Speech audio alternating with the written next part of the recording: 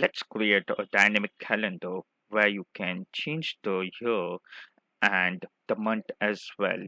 And to create this, only two formulas needed and some sort of formatting. So let's create this. Over here, we have just created a new sheet and we have just done some formatting over here and we have named it.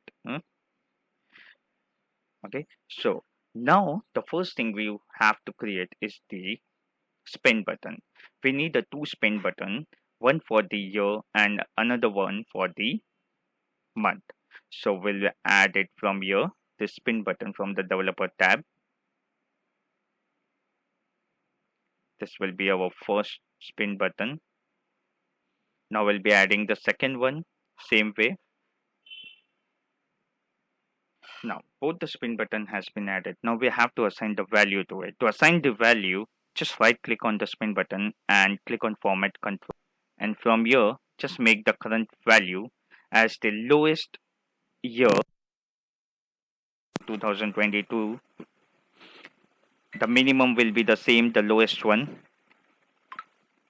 The highest one we will be adding 2030 and link the cell, the one next to spin button. We are adding the H2.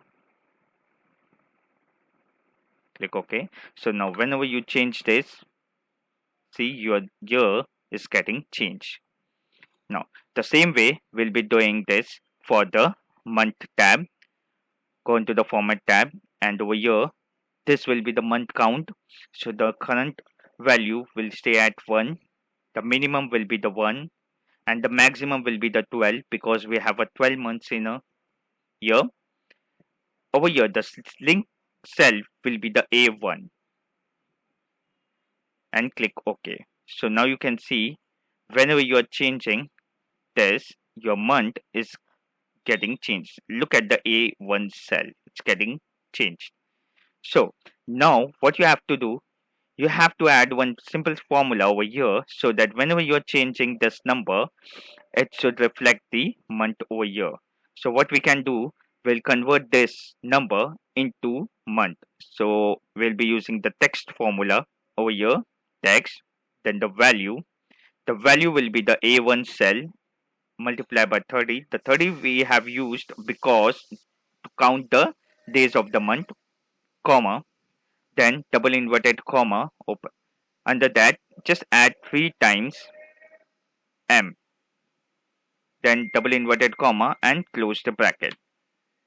And here you go. You can see now whenever you are changing this, your month is getting updated. The next part is to add the count of the day. Now what is this? So let me give you a brief one. So whenever we are changing this month, you can see the day starts get changed. So for the August, our month day start from the Friday. So it's 1, 2, 3, 4, 5th cell. Now for July, it's 2nd. For June, it's 7th. So we need to add a formula over it where it will give us the count of the days where it's falls. So let's add the formula over here. So we will be writing weekday. We'll be finding a weekday, right? Then open the bracket and then we'll add a date over here. Now what will be the our date? Okay, the date will be, if it's January 2022, then we want the first date of the January 2022 and we want to see where it falls. It's on the 3rd, 4th, 5th or so on. So will be, you can see first they are asking for the year, so year is year. Okay, we'll be adding this, then comma, then the month. So our month is the first month, then the day, it will the first day of that month, then you have to close the bracket and the return value you can see, right? So we want this from Monday to Sunday because our calendar shows the same way. So we'll be adding this, the number 2, and just close the bracket. So here you can see the January starts on 7th, Feb 3, 6, and so on. So our September starts on the 5th day. That means it's a Friday. We'll just change this format a little bit. Now it's better. So now your all the packed formulas are done. So now we'll be adding our main formula. So here we'll be using the if condition and the month condition as well, combining these two. So why we are using the if condition? So over here you can see if condition is used to see if this is falling under so and so date, then we don't need this section to be shown. That's why your calendar works perfectly, or else if you are not using the if condition, you will get an entries over here and everywhere over here. So we don't need that. Okay, so that's why we will be using if condition. But before that, so we'll be adding a formula as month, because we need to get the month number from the all these date. So month number will be getting from the month date, and again we'll be adding the year, and this will be year, and the month will be our A1 section, then the day will be 1, and when we hit the enter, you can see we got the month as 9. Okay, so from here what we'll be doing, we'll be adding a sequence formula so that this 9 gets spreaded across this cell. So to do that, we'll be adding the plus sign and then add the formula as sequence. The row and column number will be how many weeks are there into the month and how many days there in a week. So for weeks, we'll be adding the 6, total 6 weeks,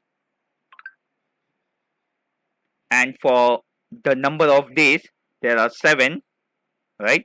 So the column will be number of days and the row will be number of week.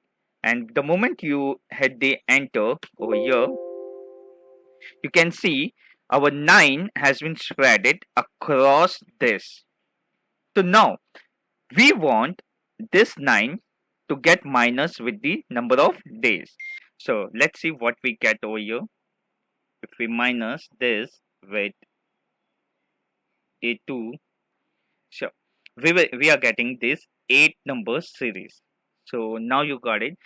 If we add the if condition over it, and if we add that if whatever is equal to this 9, we want to reflect that, and rest we don't need. So you can see our month is starting from here 9 and it's ending over here. So only this section will be reflected, and if it's get reflected, then we want the sequence from 1 to 31, and it will work fine. So let's add the if condition over here. We'll be adding if equals to A1, then what if it's true?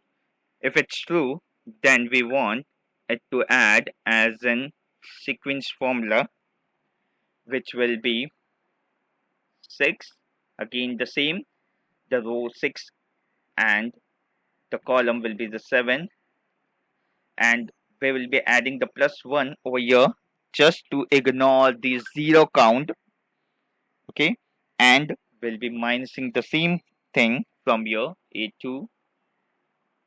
This will be the our true formula, and what if it's false? Then we want nothing, so double inverted comma and just close the bracket, and here you go. Now you can just hide this, or you can just make this color as white so it will be not be visible, and your calendar is ready. So whenever you're changing this, you can match it with the current date.